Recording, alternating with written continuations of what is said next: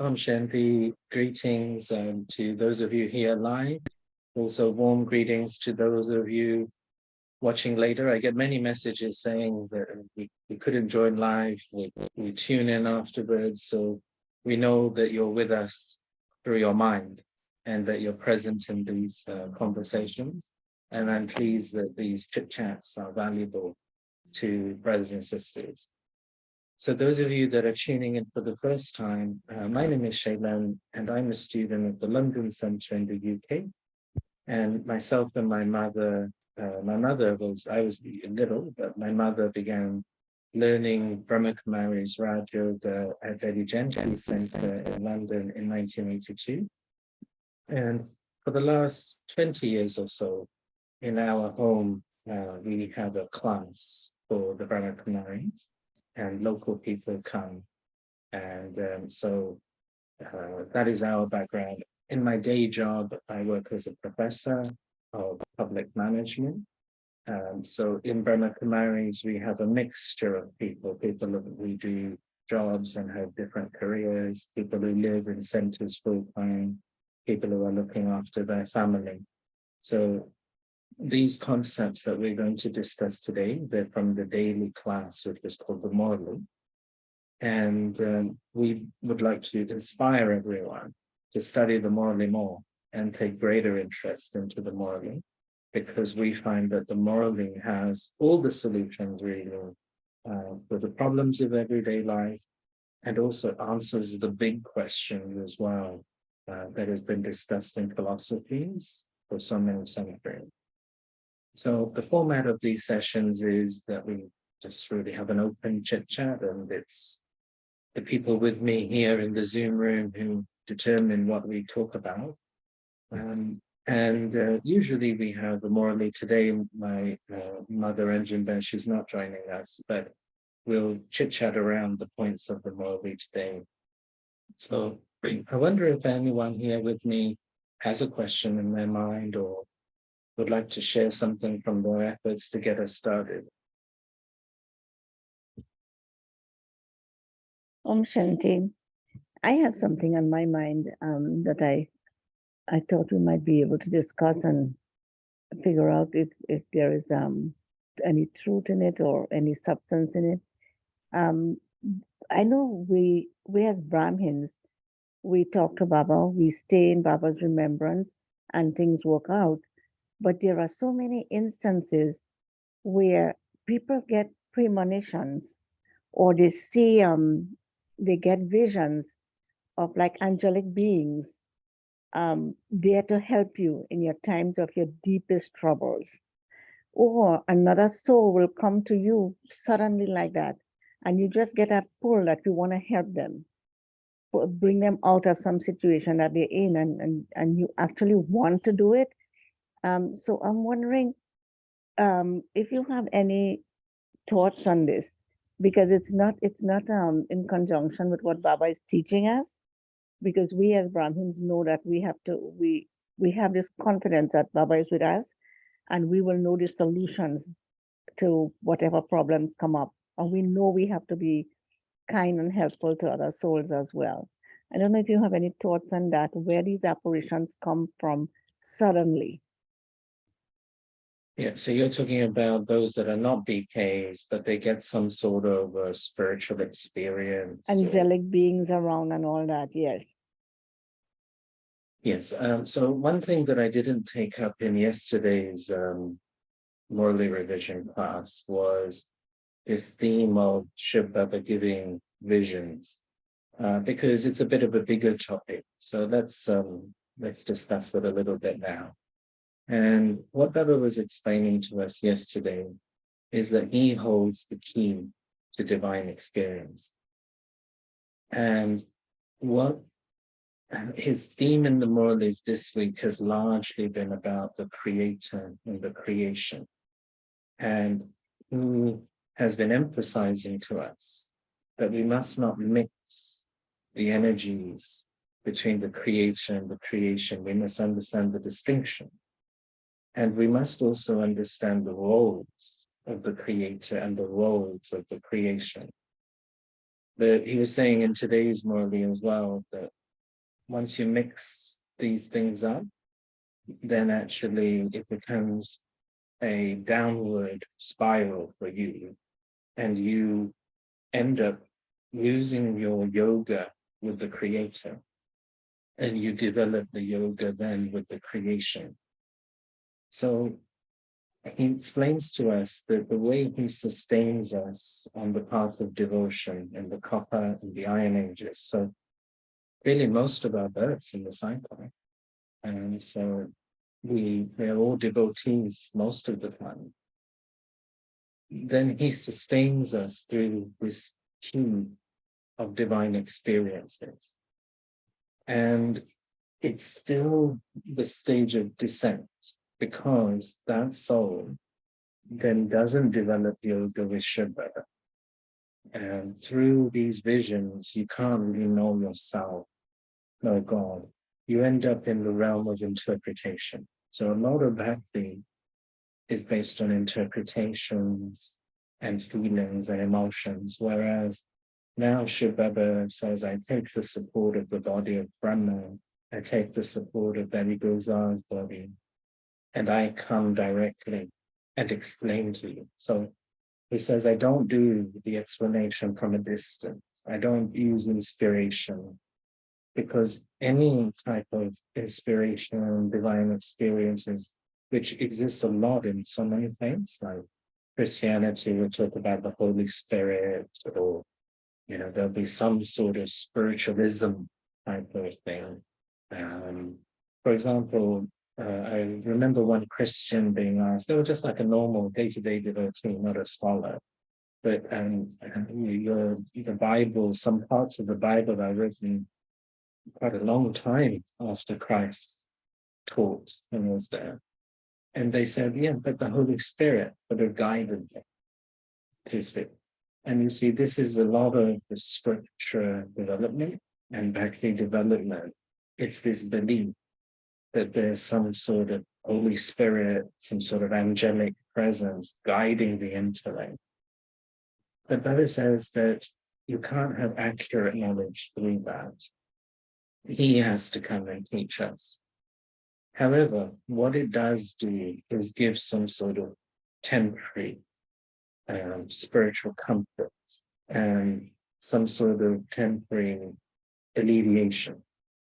And this is what Baba does. So he says to us that he is providing all of these. But what will happen is that that devotee will remember that angel, that deity, that guru. And Brahmababa tells us of his experience when Shiv Baba first gave him the visions. And he, at that time, belonged to one or two gurus. I mean, he had more gurus during his life, but I think he was the type where he was searching for answers. So he would probably attend quite a number of lectures. And when Shiv Baba first gave the vision of Vishnu, Brahma Baba didn't know Shiv Baba. He didn't have no Murlis yet. So he went straight to his guru to say thank you. And it was when his guru looked at him very blank in the face, like he obviously did not know, that Brahma Baba realized that it wasn't coming from his guru. Otherwise, there's this deep belief that you cannot reach God without a guru. It's very deep in Hinduism. And it is taught like from a very young age, it's instilled. You cannot reach God directly. You must go through the guru. And then Baba comments on this in the Morally that when, say, like a couple is trying to have a child, they'll talk to their guru will give them some mantra or some other method that they've got to follow. Then they have a child, they'll go back to the guru. If the child dies, they'll go back to the guru and say, how come this child died? And the guru will say, this was God's will. And so Baba talks about this, that how we mix everything up in bhakti, The good news we attribute to human beings, and the bad news we blame God for.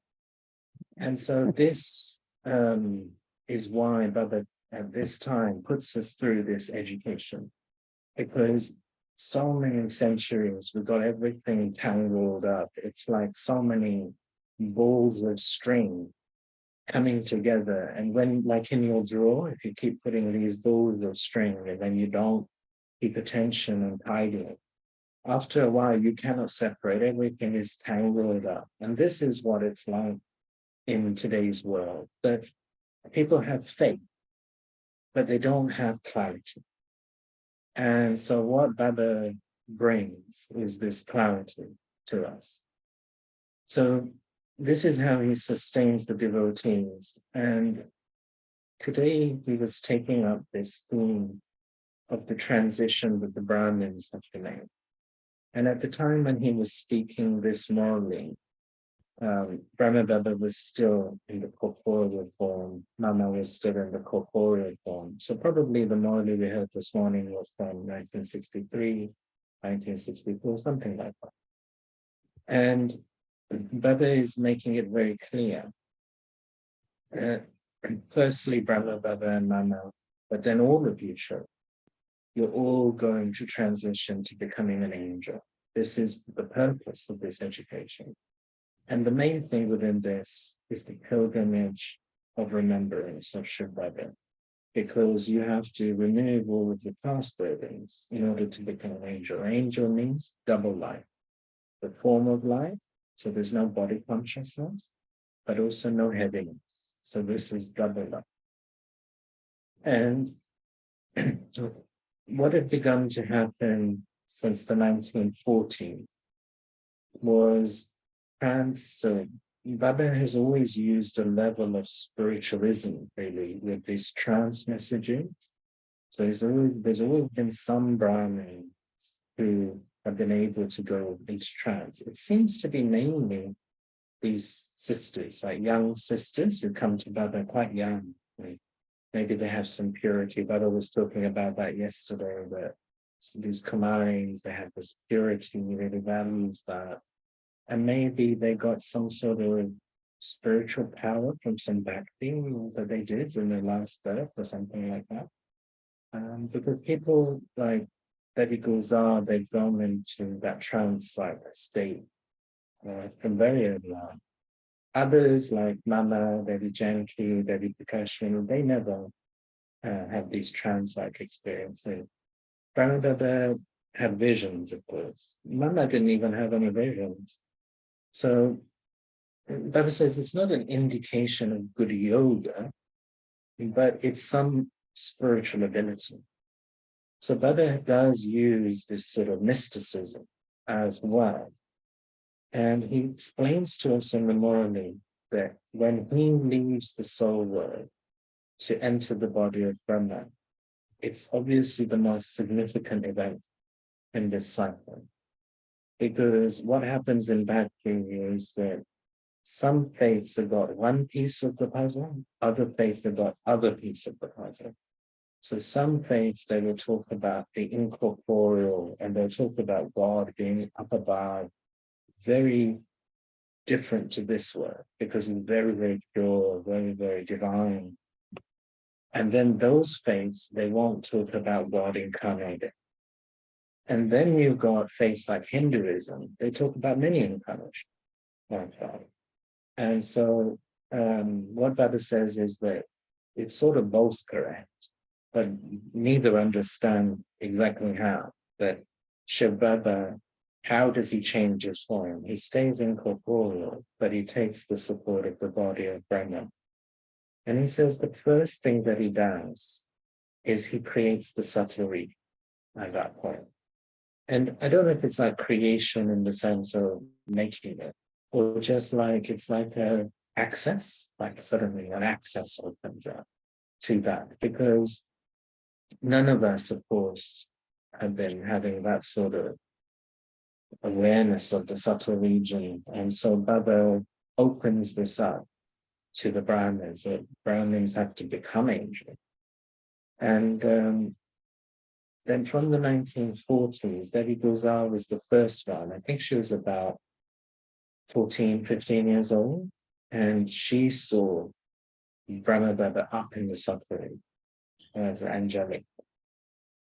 And she told Mama, and because Baba was living the other side of the city, and the Mama was the supervisor of the bhavans where the brothers and sisters were living. They were the other side.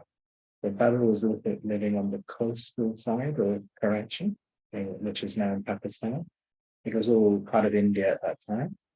And then Mama was looking after the bhavans on the other side of the city. So Mama felt this was significant. And so, because it hadn't come in the Morales until then. And so she suggested that a message is sent to Baba. And then Baba asked for Devi Gulzar to come and explain. And so it was this beginning of this awareness of the subtle reading.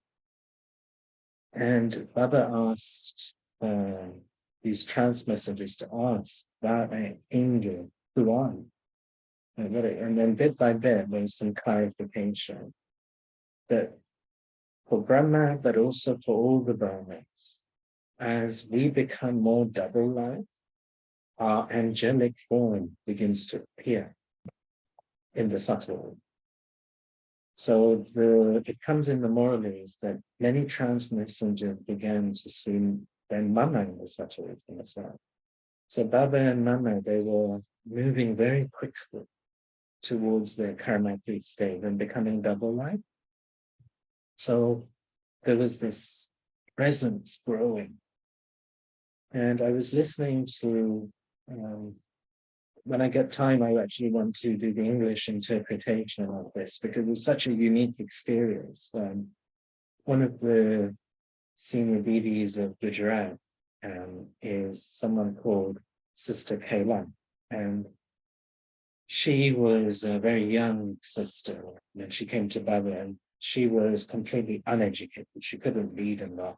She was sharing that she was in Madhuban once, and Baba had said to her, come and meet Baba at 10:30. And she was just busy washing clothes and things. And at 11:30, Baba came to find her. Daughter, where are you? You're meant to come at 10:30. So Baba, yes, it's 11:30. I'll make sure I'm there at 10:30. And Baba realized she couldn't tell the time of the clock either.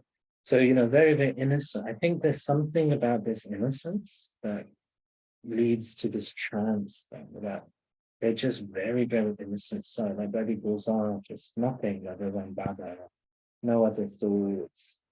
And so this sister was going into trance, and when she went into trance, she saw Baba up above. And Brahma Baba had said to her, I want you to go to the subtle region and tell me what you see. And she saw this angelic Brahma. This was about 1961. And it was in Baba's hut, I think she was describing. So then she came down, and Brahma Baba asked her, daughter, tell me the difference between that Brahma and this Brahma. And she was just very uneducated, like she didn't really even know how to speak to be. So she said, oh no, that Brahma was much better than you. He was very, very, very, very bad. So Didi Manmohini was there, and she said, what are you saying? Don't speak like that about it. And Brahma, he didn't mind. He said, no, let her speak. Baba wants to. And so she said, oh, there's so much light coming out of every part of the body. Is just very, very different. But when I see you down here, I don't see that light. So it was like that. And then she was sharing November 1968. She was in Madhuban. She was actually unwell, and she's from the mountainous area of India, and she was serving in one of the cities. I think it might have been Delhi, and she was not recovering from an illness. So Baba had the thought that if she comes to the mountain, so to Mount Abu, maybe climate there will help her heal. So she stayed for 2 months, October, November 1968, in Malabar. And she got better. And she, at that time, also Baba asked her to go into trance. And then when she came down, Baba asked her, tell me what the difference is. And she said to Baba, I saw you up there, and I see that Baba down here. She said she couldn't see him. And she said that was the moment she knew that he's going to go. And in her experience, it's a longer experience. As I say, it's nice to hear it directly, so I'll try and interpret it at some point. But she's saying that she actually, Baba asked her not to tell anyone because she knew at that point that he's going to go. Because she was already seeing him, and she couldn't see any difference between the Brahma up there and the Brahma down here. And so this is what Baba is saying to us, that children, you're all going to become angels. He said that in the morning this morning. And we're all doing it number-wise. We're all making our own efforts at different speeds, really. And Baba's always motivating us to get quicker, better, and more intense. And he makes us aware that the Brahmin soul has two very powerful identities, which has become subconscious, become merged with the angel and the deity. And other souls, they don't have this. So yesterday's Moli was on samskaras, the power of samskaras. So Baba explains that the Brahmin soul has half the cycle of being worship worthy, and then half the cycle of being a worshipper. Whereas every other soul, they're just coming sensitively. So they're always worshippers. And even if they are worshipped, they're like worship for their worshipping. Like you get many saints, many devotees who are also worshipped, but they're all worshippers.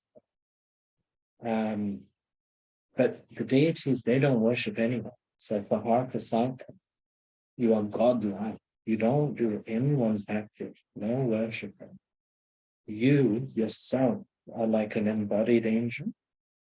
And Baba is saying higher than that is the stage that you will reach at the confluence age.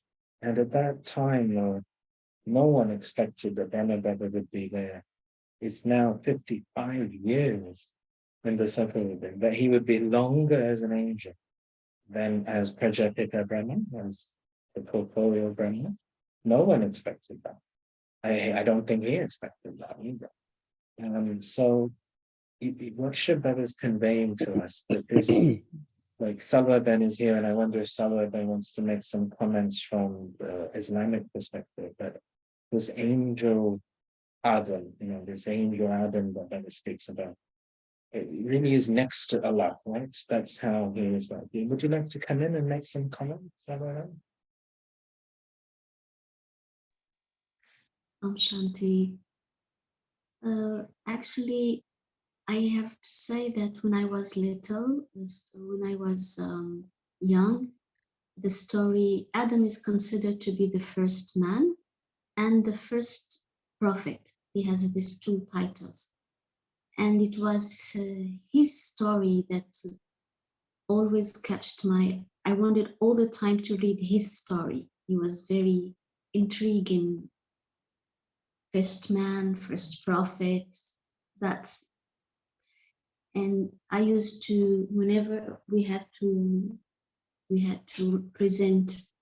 choose what prophet or to present his life or to study, I used to study him all the time. And what at that moment struck me is that in Quran, it is said that actually there was like a conversation between God and angels. He said, I am going to create Adam. So that was strange for me, how there is God and angels, and just like he is talking to them, the angels, I am going to do this. And he said, And an angel said, why are you going to do that? And we are praising you. Why do you want to create something that will kill on earth? And he said, I know what you do not know. And so what was intriguing for me is this conversation between God and angels about Adam. So till now, I don't know when was this conversation took place. This is the subtle region, or so this detail about the timing, the chronology of the creation, how it happened. And it is said that afterwards, when he said, I know what you do not know, he turned to Adam and he taught him. So the creation was, this is how in Quran it said,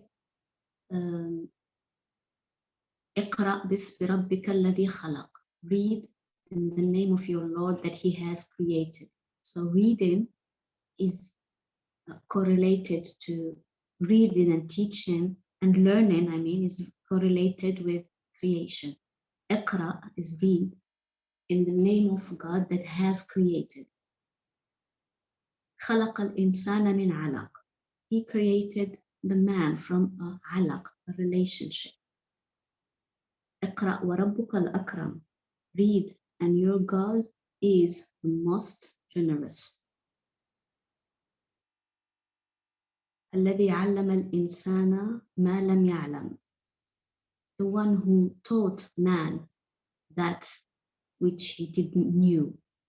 So this verses of khalq, the creation, is about teaching and knowing, and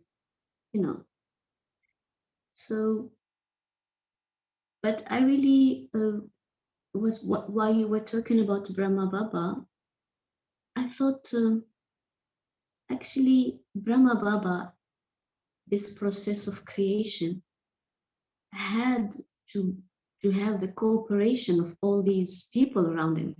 He couldn't. So this detail is not mentioned actually in Quran. We skipped this part. So even Brahma Baba couldn't figure it out without the presence of these souls around him. And I thought these are angels actually, no? Couldn't agree. So Yes. it's not about Adam, it's about a system. It's a process and a system, and even Brahma Baba couldn't make it without the cooperation of, I think, because it's to be realistic. It's something that it's the interaction between the Supreme Soul and the souls and the matter. So this is a system. Yes, exactly. And it's also that whenever creation stories are there, it's the bit where something is created out of nothing, or something from above it is coming down. But what Baba adds in is that this is a cycle. So you're going down to up first, then you're coming up to down. And so Adam would be the angel that becomes the deity, that becomes the devotee, that then becomes the student. And when I was mentioning this sister Kailash in her story, when it was 1961, she's telling Brahma Baba, you don't look that great compared to that one. Brahma Baba says to her, "But daughter, shall I explain to you why you're seeing this difference? And what is the connection between that Brahma and this Brahma?" And he says, "Yes, you tell me." And he said that this Brahma is a student. And this Brahma is becoming, he's making effort and remembering Shiv Baba and trying to become that. And this is why you're seeing that difference. So like you're saying that this process of becoming is linked with education. Mm. Yeah, and please, brother, I have while you were talking about like the faith and the clarity, um, can we say that faith is the intention? Um, to an extent, I think what happens is that in devotion, a lot of what we do is with our hearts. So what we are losing is that guidance of the intellect and the conscience. It becomes a little, it all becomes quite confused. So this is what Baba adds in. He doesn't want us to lose our love and our faith. So the heart, he wants us to keep. But the thing that he's adding in is the head, getting our heads straight. So like Sister Lynette is asking, we got many feelings and people will have many different experiences. But what you got with the different experiences is what do they mean? And this is where we're adding in the head. So what Baba is saying to us is that in the path of Bhakti, also many people have many divine experiences. So many pilgrimage places are actually there based on that. Someone had a vision, someone had something else. And then we go on pilgrimage to like that land becomes blessed with that vibration.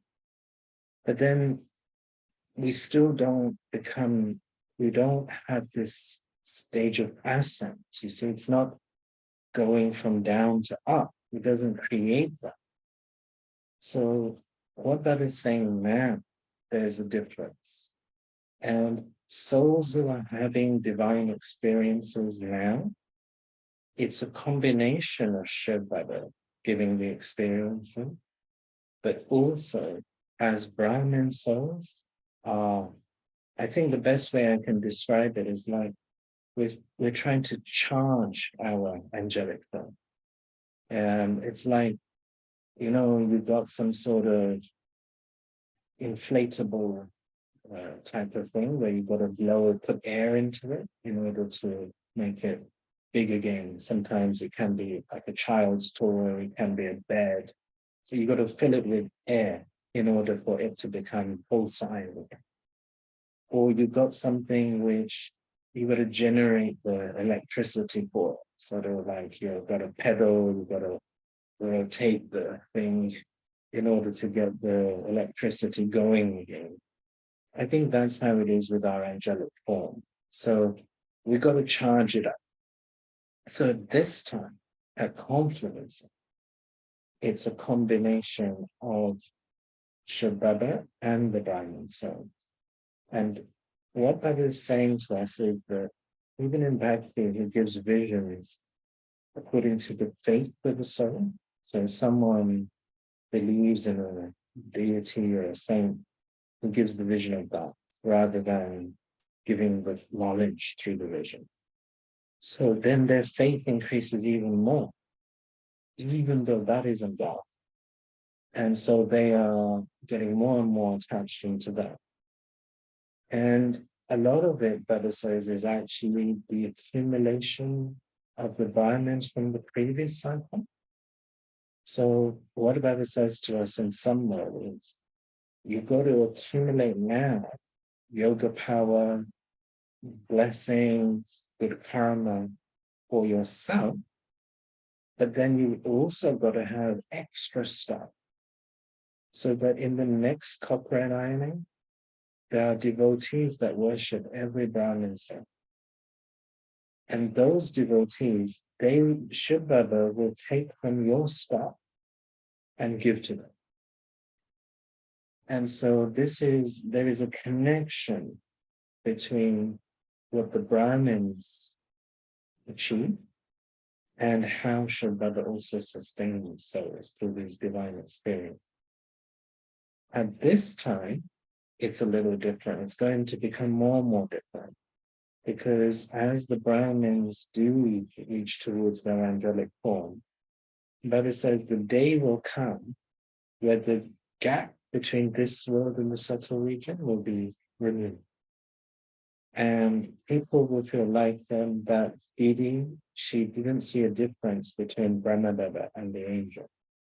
So we saw this with the senior deities as well. As they got close to their angelic form, you could really feel God, and you could really feel the angel coming through them as well. So that is saying this will happen on a collective level. It will be like hundreds of thousands of angels down here.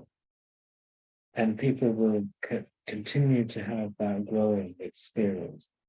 So at this time, sometimes souls are having experiences because the Brahmins are also having yoga. They're also building their awareness. So Baba says the more the Brahmins do that, it releases an energy which gives attachment to us. So like you're saying, they then have some guidance, they then have some experience. So I think a confidence age is probably a bit different, but people have been having these experiences for other centuries too. Ben, does that answer your question? You answered that question very, very, very well. And it taught me a lot. It's just that I had an experience that I wanted to figure out whether it was right or wrong. Would you mind if I share it a little bit? Sure. It's just that I was on the street in a shopping area, and I was, you know, it's relaxing for me too sometimes to go out and just do a little shopping. And I was coming back home, and on the street, this young man came, and I mean, he was on the side of the street and said, "Miss, can I have $1?" And I looked at him, and he was well dressed. He didn't look like a vagrant on the street or anything. So I said to him, "What happened?"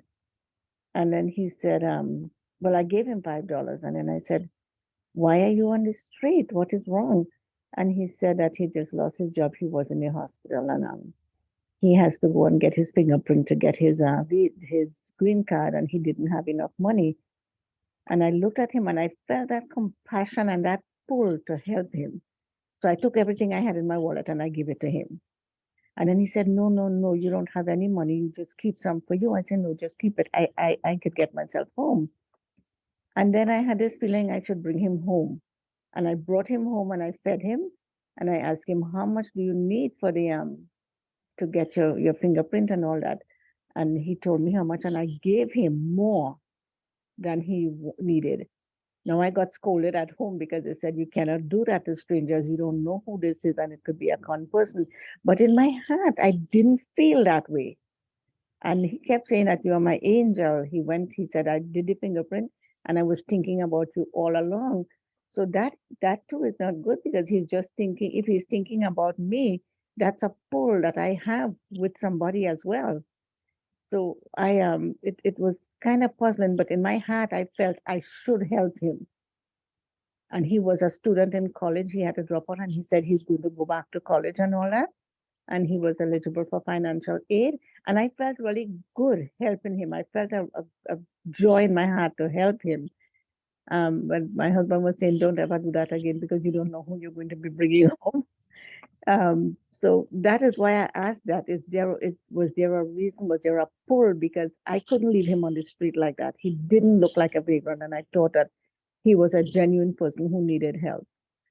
So that came up, and then I read about these yogis like Yogananda, and I know that Jesus spent a portion of his time in India. He was like a great yogi as well, and people like you know Sachitananda and like Ramdas and those elevated souls. I don't know whether they came in the beginning and then became these great yogis, or they came around that time when the world needed these rishis and munis and great sages and all that.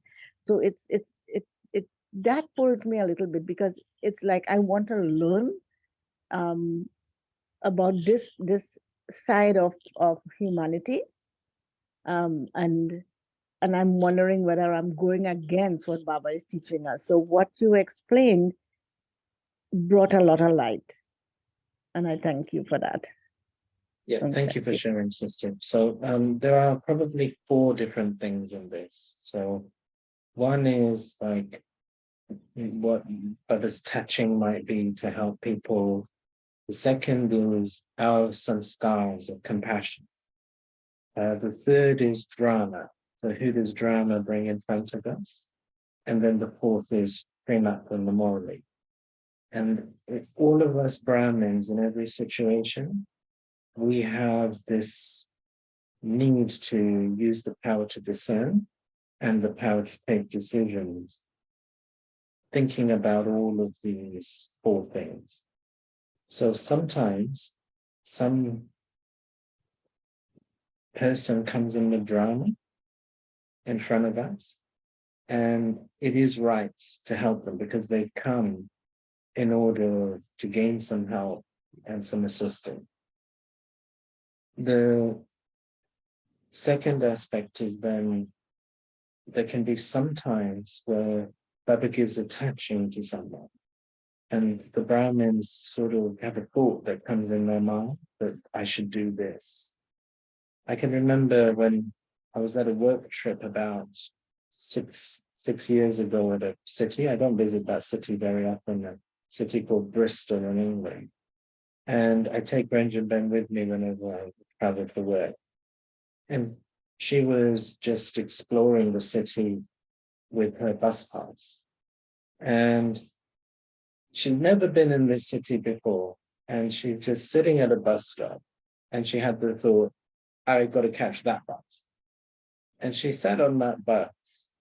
And one sister who was a student of the BKs from London when we were living there, and she actually knew me. She used to attend some of my classes down in London.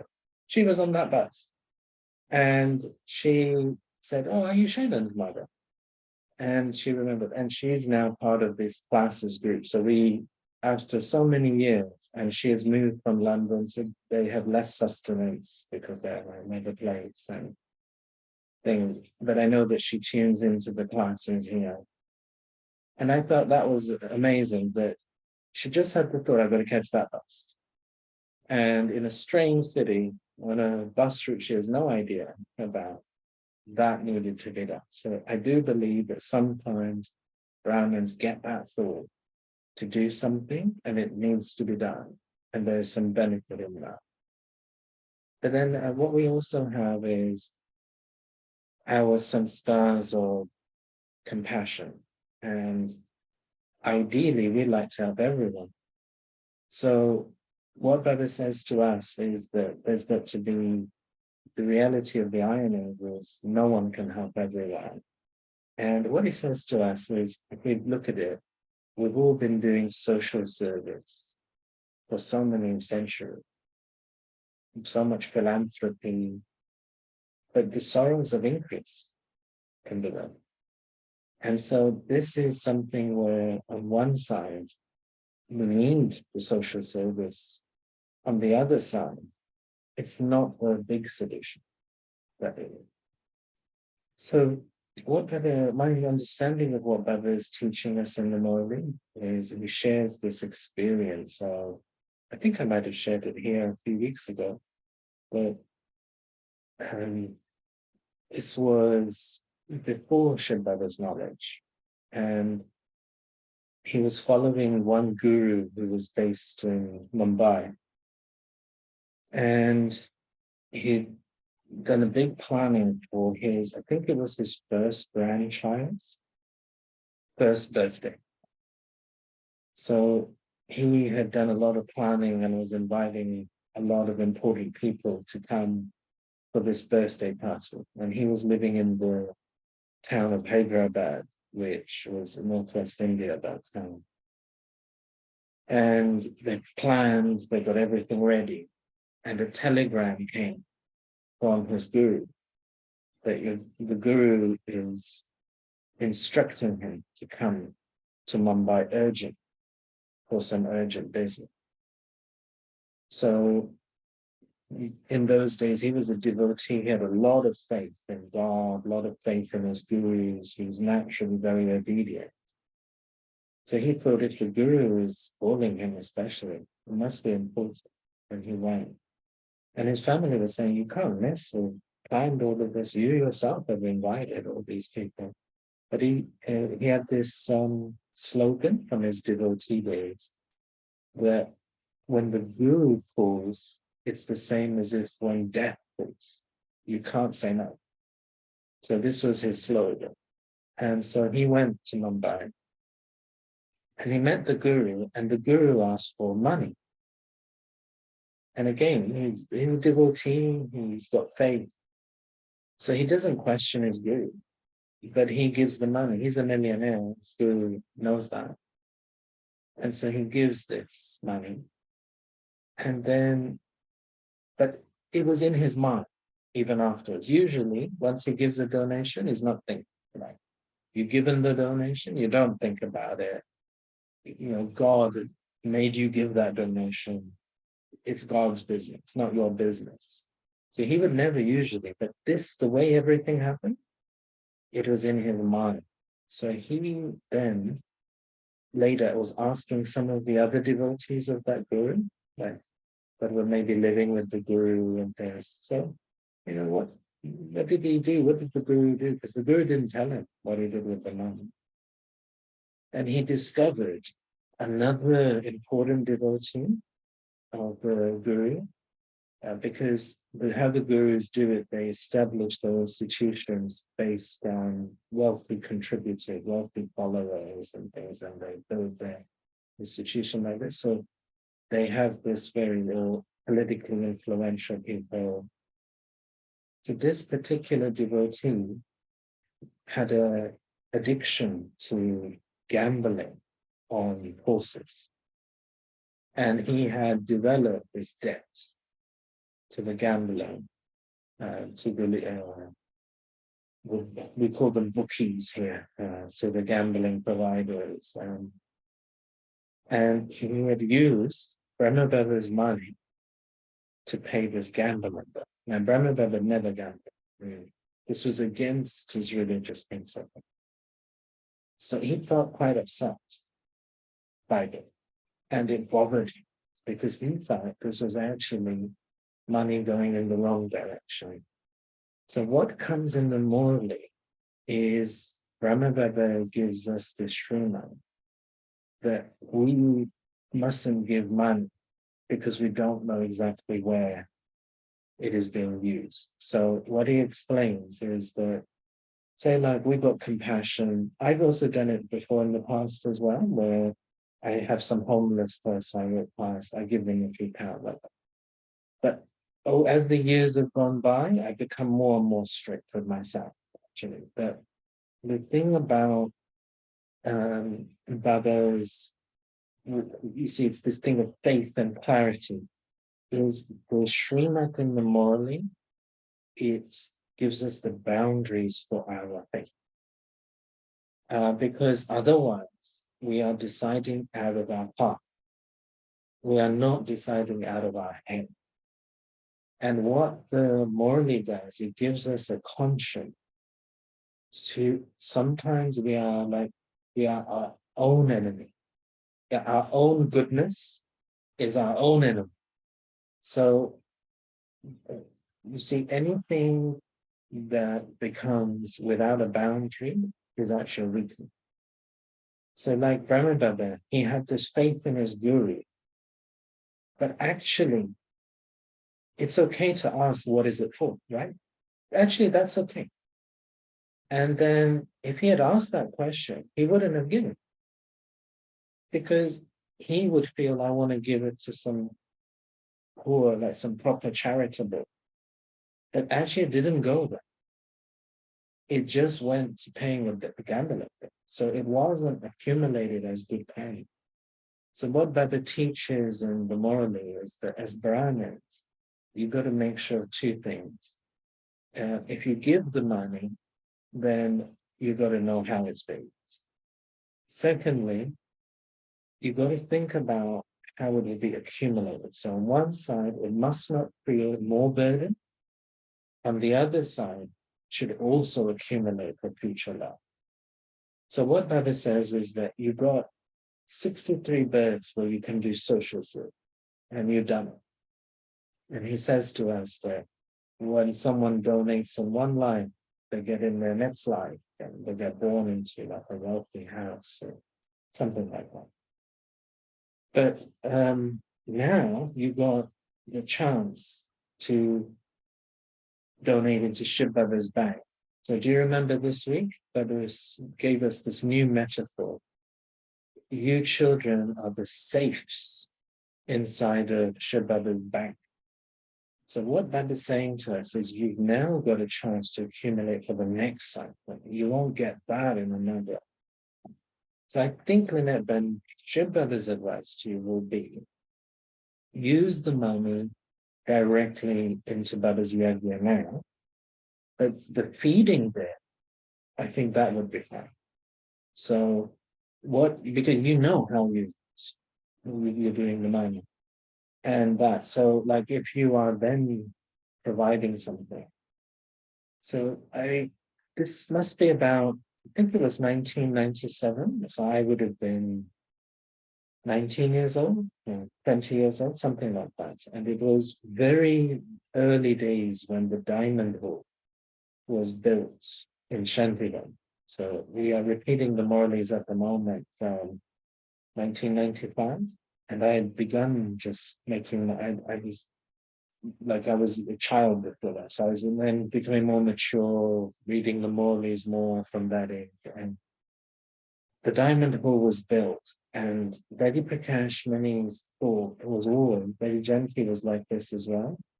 But if Baba gives us a building, you've got to use it very well. And so the daddy's principle was, you can't have Brahmins contributing money to have a building which Baba gives us as a gift, and then it's empty. So what Daddy was doing was, he said, we got an hour hall for 25,000 people. It means it can't just be used 10 times in a year for when Baba comes. So she created the retreat the whole year round. She said, we've got to fill the hall. In the London Centre as well, there's every day there will be programs, maybe 4 or 5 programs every day, because Daddy Janki, like millions of pounds are spent by Baba's children to build a building. So the daddies have this principle that then you got to have constant service of it, because the Brahmin's fortune has to be constantly created.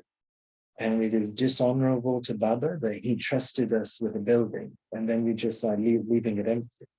So they have this principle.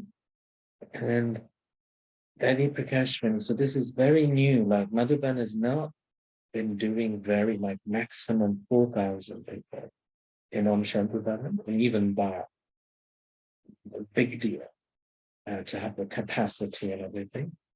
And I was there for the very first Kumar's retreat for 8,000. This is 90%.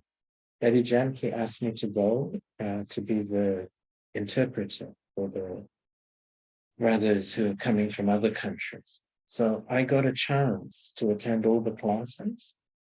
And the Kumars asked very good questions. Like I've never spent time with the Kumars in India before then. And really not even so much afterwards. And it was interesting because Devi Prakashvini had this question answer session, very practical questions. So it was things like, if we attend the temple with our families, then at the end of the temple ceremony, they send around the tray with the divas. It's called the art. And everyone puts money in the tray. Should we put the money like this? They have this little like sweet thing as the prasad. There's like the holy offering. Again, should we accept that? What should we do in these circumstances? Sometimes you're in your workplace and your colleagues are doing some charitable work or something like this, and they are asking you for the contribution. Should we do that? They're really practical questions that we Brahmins, we need to know. And Dani Prakashvani's answer was, oh yes, like even with family members and things. And what she said is, if you are living full-time in the center, then you cannot give. Because if you yourself are living on donation, you cannot then take out of the Baba's box and give the donation. So you don't have that. So once something is donated in the center, it is just you. So people living full-time in this, they cannot go somewhere else and give for them. If you are earning your own money, then you can. But what she was saying was because some of these Kamars, their system in India, the older brother looks after the parent. So mostly the brothers living in Madhura, they are second or third sons. They are not first sons. The first son is the one sponsoring it. And he is usually running a business or working like that. And this is how they do it. The first thing that the Prakashani would ask the brothers who want to come to Madhura, are you the first son? So Devi Prakashani will say that if you got responsibilities, and she will say this even to the sisters, so sometimes there's no sons, so the daughter is like a son. And so then she will say, you've got to work and firstly look after your parents. That's your first job. So you can't go giving money everywhere. You firstly got to cherish. So her answer was charity begins at home. So if your parents are looked after you, and then when they're old, you are not looking after them, this is not acceptable. Similarly, can be other like grandparents or sometimes brothers and sisters. So people who have looked after you, then they need to be looked. You've got to be there. So she was saying, firstly, look at that. Then secondly, we take sustenance from our centers. So we got responsibility, right, to keep that center going. Because if people didn't create that center and sustain, it's not there when we need it. So we've got to make sure it's keeping going for others now to come. So how she said roughly 25% of your money you should go to looking after your responsibilities. Then if you got 25%, can go into the local center, like that. And then 25%, she said, savings. Build your savings because you might need them at some time. And then she said, with the rest, if you got extra money, then you can think, can you contribute to Motherbound, or if there's some sort of special event. So generally, the daddy's advice is to think about how we can accumulate in Baba's back. And then for other souls, like I used to be part, have you heard of the Rotary Club? It's like the Lions Club and things. They have like there's associations that do charitable work. So for a few years in my local town, I was a member of this Rotary Club, and they do a lot of charity work. And the president of that Rotary Club, he had also taken this decision that they were not going to contribute to anyone else's charity because other charities were not using the money properly. And he was not sure. So they were actually taking the decision that they were only directly what they can do. They would go, like if they wanted to do some charitable work in a poorer country, they were going themselves and doing the work. And this is how they were doing it. So I noticed that even in the non-BK world, some people, they're thinking like Ramadan. That actually, we've got to check, how do we know for sure this is being used in the worthwhile way? So I think my advice to you in the future would be, sister, use the money in Baba's service, but you can do in-kind things to help your community more. So it would be like we can volunteer somewhere, or we can give our time, we can give our advice. I think that would be fine and good to do. But I think with the money, we've got to be cautious. You want to come back and ask anything? No, I think we've covered everything. I give monthly monies like donations to the Children's Hospital, St. Jude Children Cancer, and some to seniors, but little, but monthly, every month.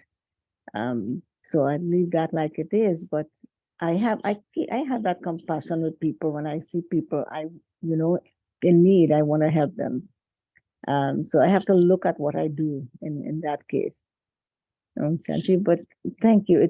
You give such a thorough explanation, and it it it clarified a whole lot for me. Thank you. Well, I don't think you're doing anything wrong there, but what I think Baba would say to you is trust him to use your life. So this is now his message that now he has come to directly. He's taken charge. This is his bank. So his question to us is, we've been using the money and we've been giving the money for centuries. And whatever good has been done, it's been done. But the sorrows of the world have not gone. And so what Baba is saying, that trust me, body, mind, and wealth, contribute to my task, help me, trust me, and I really will change the world. Then your question about the famous gurus and things. So what Baba explains in the movie is that we are part of a very big, diverse tree. And this big family tree continues to grow right through the earth. So these main religions, Baba talks of the four great faiths, the deity Hindu religion, then you've got Buddhism, Christianity, and Islam. And he says these are the four legs of the chair of the world. These are the four great faiths. And they got billions of souls who are part of these branches. But then you've got many, like the branch, as it grows, it divides. And then it grows again, divides again. So there's not one Islam. There's not one Christianity. There's so many types of this. And Hinduism is very, very old, as we know. And Baba explains that Hinduism is from the Copper Age, and actually it has emerged out of the deity religion. And because there are no more deities, they became the worshippers of the deities. But still, that religion is growing. So these new souls, they're coming from the soul world. That's who all these gurus are. And they are establishing their own little brand, like a twig of that. So their ashram, their institution is like a twig that belongs to this religion of Hinduism. And you'll find this, there'll be like a new saint of Islam, and they'll create an institution, and there'll be like a new sheikh, and you've got like a new saint of Hinduism or Christianity, and then they create their own.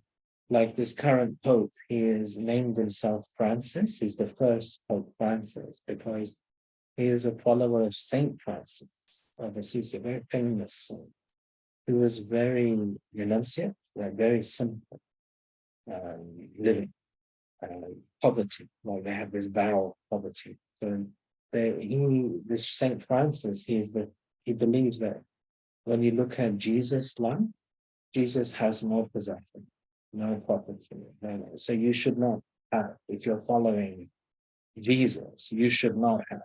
So Baba has this comment, like in today's movie, he said that when the sannyasis are new, they have such power of purity. They're living in the jungle, but whatever they need, it comes to them because their energy is that. So you got these types of saints, they have nothing. And yeah, they're full in the inside with their spiritual power. They have no attachments, they have no possessions, they're only remembering their God. That's it.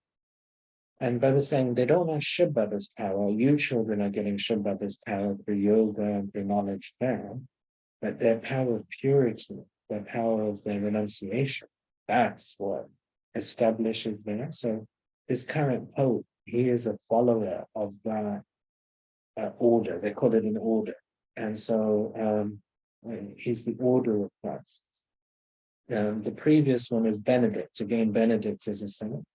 So what you find is these new souls, they then establish a branch. And then other souls who belong to that branch, they also continue to come there. And they sustain that branch or that guru institution. And they like the famous one that Baba refers to in the Morley is maybe many of you have heard of the Ramakrishna mission. They've got like branches. I think they opened a big one in America, so they're quite popular. America's got many Hindu gurus, ashrams. And Swami, I just came from Chicago and I hadn't thought about it until 1 or 2 weeks before I was going. But the very first famous Hindu guru, he went to Chicago, Swami Vivekananda, and he was the follower of this Ramakrishna. So he set up he was the one the guru handed over to. So Baba talks about these visions and Swami Vivekananda, at the time when Ramakrishna was leaving the body, he was in the room. And he had this vision that the soul of Ramakrishna came into him. So he had this feeling. So this is why he teaches that the soul of the Guru entered him and continues the work, that we are all part of this universal soul. But this is why Baba takes up these topics and themes. And before Baba's Morales, when Shiv Baba was preparing Brahma Baba had a vision when his uncle left the body. And his uncle is also one of these, he's a Sufi saint named Mulchan. And because half of Brahma Baba's family, they were Sufis, and half were Hindus. And so Brahma Baba knew both the Quran, Sikh scriptures, and also Hindu scriptures very well. He was like an amateur scholar. So you get these references in the Morley. And when Uncle Mulchan left the body, Brahma Baba was in Calcutta.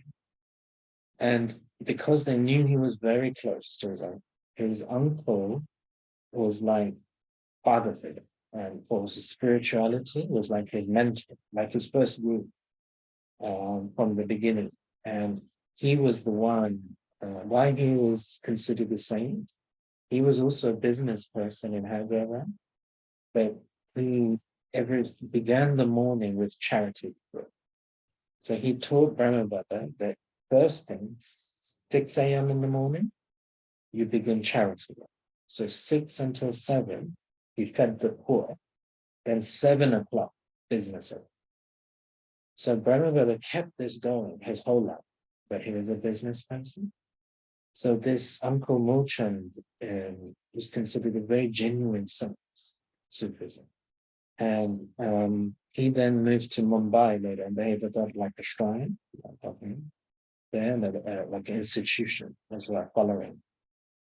So then when he asked them to keep the body, not bury, until he arrives to see the body. And so otherwise, usually in Islam, they would bury that same day.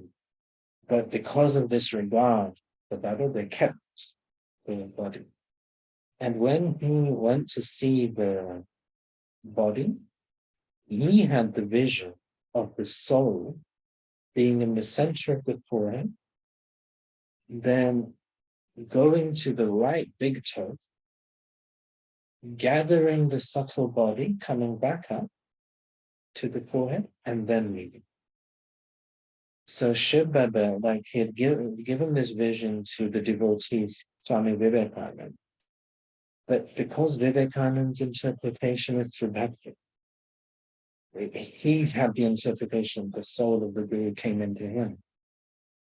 But Brahma Baba, he wasn't there at the time of death, but when he went to see the body, he had this vision that how the soul left. So this began to instill in him that the soul is separate from each other and separate from God.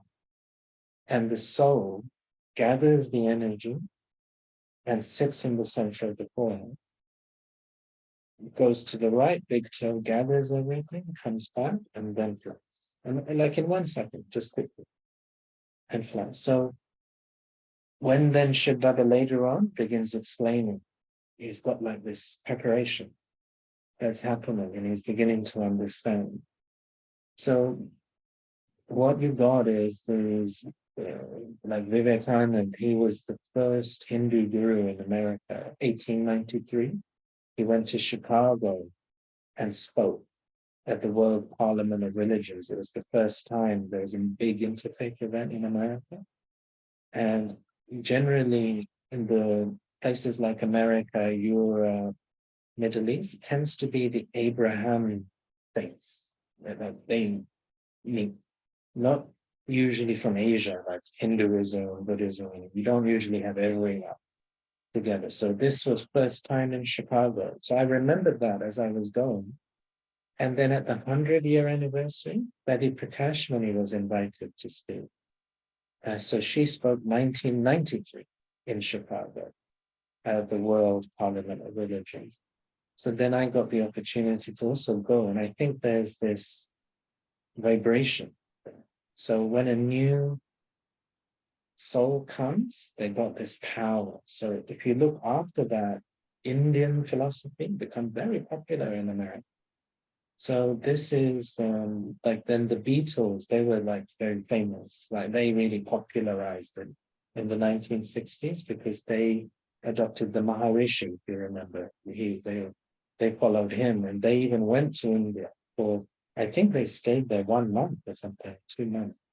And it was after that that many Americans and UK people, they went to India to find themselves. So that all began. So this is the new souls that are coming, because Baba tells us that now people's attention will turn back to Indian philosophies. And then this week we got the Yoga Day. So now look at how yoga, these gurus have spread this yoga everywhere. So this is all part of now people turning attention back into India. So they got this roles to play. Even the Prime Minister of India has got that role to play. But it's all linked with Shiv Baba's bigger task that's going on. Yeah.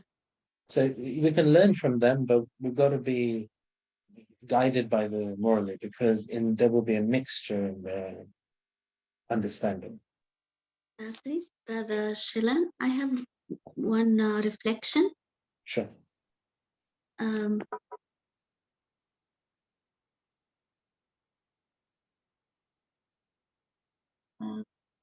Like when we, yeah, actually what I wanted to show is when we churn a little bit on the tree, we find that Shiv Baba is here, but actually he is also nourishing every branch of the tree.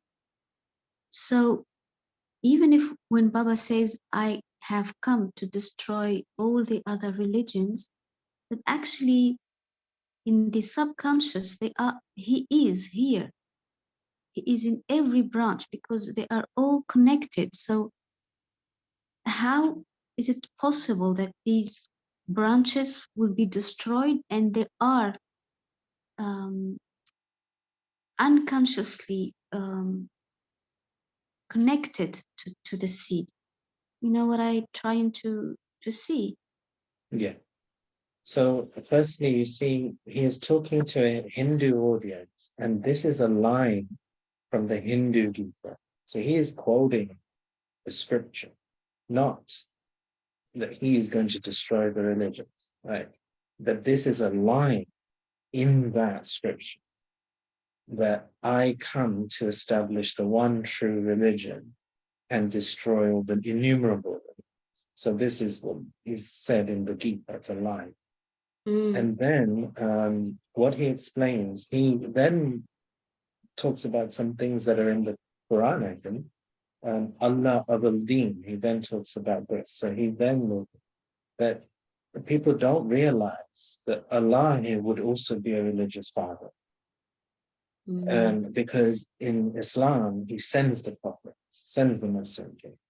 But what Baba explains is that I come myself to establish. So this word, it's just like a children's story now, but like Aladdin, we call it Aladdin. Awaladdin. Yeah. Awaladdin. But Baba explains that really you should pronounce it Awaladdin. And Awal means first, and Deen means religion. And so what he's saying is Deen means religion and debt, the debt. Deen, like what I owe you is Deen. yes. Yeah. So what Baba is explaining is there's a rule in this drama that how this tree is there. When there's the trunk of the tree, there are no branches. And when there are the branches, there's no trunk. It's a rule of the drama. And so what Baba is saying is that I don't establish a religion of worshippers. I establish the religion, like you were explaining, of the deity, the worship worthy ones. I create the deity, the angel, I create that. The other religious fathers, their role is to create the worship. And so the way that Sister Sudesh explained it back in the day in the London Center is that the religious fathers, their role, and also the gurus, like Renat Ben was talking about different saints, but the religious fathers are the big ones. They are the brake for humanity. So if you listen in the Morley's, when Baba is explaining about the staircase, he uses this phrase that in the golden and silver age, you are coming down the staircase. And then from the copper age, you are falling down the staircase. So this is the phrase. So you can imagine you fall down the staircase, you will be broken. And what Sister Sudesh is explaining, the religious fathers, they stop us falling fast. So we are coming down, but like you got some safety nets, they put the brake. So like say Ibrahim is bringing the laws, you shall not kill, like that. He's bringing that you're all worshipping the idols. You need to turn back your attention to the one God up above. He is incorporeal. Then for after him, Moses again building on this rules, because there's no rules. It's like you're worshipping anyone, everything. So he is bringing that. Then you've got the Buddha. So the way that the tree works is you've got Shibaba's religion, the trunk. When the trunk disappears, and he says it's like a banyan tree, where just the branches, you get some trees, like it's the branches are just emerging from the ground, there's no trunk. It says in the Copper Age, you've got first Ibrahim, and he is establishing, he's really like the father of three religions. So Baba says on the east side, you've got Brahma. And on the west side, you've got Ibrahim. So this syllable Bra is the creator. So Brahma is the father of this religion established in India. And Ibrahim, he is the father of the religion established in Middle East. And so these two souls are very significant. They're like, both of them are like Prajapita, like Baba says, Prajapita Brahma. So Ibrahim is also like a Prajapita, but of this Western religion. So he is bringing that. Then Baba often says in the Morley, look, the people in India, they're like causing themselves this harm, just like playing with dolls. So this is the type of teaching that Ibrahim is giving. And then if you look, the next big branch is India with the Buddha. And the Buddha is bringing back a lot of meditation, going back home, purity, detachment, explaining that everything is changing. This is so he has his religion, and then next is Christ in the Middle East. So the left side. So if you look at the picture of Baba's tree, one religion right side in India, one religion left side in Middle East. So it is linked with Brahma in India, linked with Ibrahim in the Middle East. Yeah, And so then Christ, he is establishing his religion and his teachings. Then Baba says that in the India, you've got this founder of the sannyasis, Shankaracharya. And so he establishes about 1500 years ago, 1600. Then we have the Prophet Muhammad in the Middle East side. So he is establishing up again approximately 1400, 1500 years ago, like this. So then Guru Nanak is on the right side. That is a smaller religion. In Sikhism, Guru Nanak comes 550 years ago, but then there are 10 gurus and then Sikhism, which is 300. So again, it is, so Baba explains to us there's an order, religions in India, religions in the Middle East. And these religions, they are providing a break, they're supportive, they're encouraging us to do charity, social work. Most of the caring for poverty, illness has been done by religion. So it's quite new that the government does these things. And even the government doing is often based on religious principles. So all of those religious fathers, they're always teaching giving, charity, fasting, meditation, worship, discipline. So if we didn't have this, we would be so much into the vice that we would have been even worse. When Shiv Baba comes, it would be even more difficult for him. So this phrasing, destruction of the innumerable religions, it is to do, that is a lie from Bhakti. But what Baba explains to us is actually he takes all of the souls to live with him in the rosary of Rudra. So this tree just comes back into Nirvana. And down here is just the deity trunk. But then that tree comes down here. So at this time, we've got all of the tree down here. So no one is destroyed, right? It's not really, everyone is eternal, right? Thank you. Thanks for that. Great. So we've had a very rich discussion. Does anyone have any final comments or questions before we start today? We covered a lot of different things.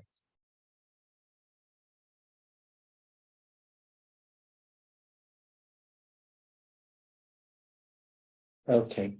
So really grateful to those of you that are here live, and especially those of you contributing with the questions and the comments. I know it answers questions with so many other BKs out, so I know on their behalf, I can thank you as well. And all of you have a very good week of Baba. So greetings to those of you later on watching through the YouTube video as well. And next week is actually Mother's Day, so we won't be meeting next Saturday. So hopefully see you all in 2 Saturdays' time. Om Shanti. Om Shanti. Bye-bye. Thank you so much, brother. Thank you. Thank you. Have a great week. Om Shanti. Bye-bye. Thank you very much. Om Shanti. Welcome. Om Shanti.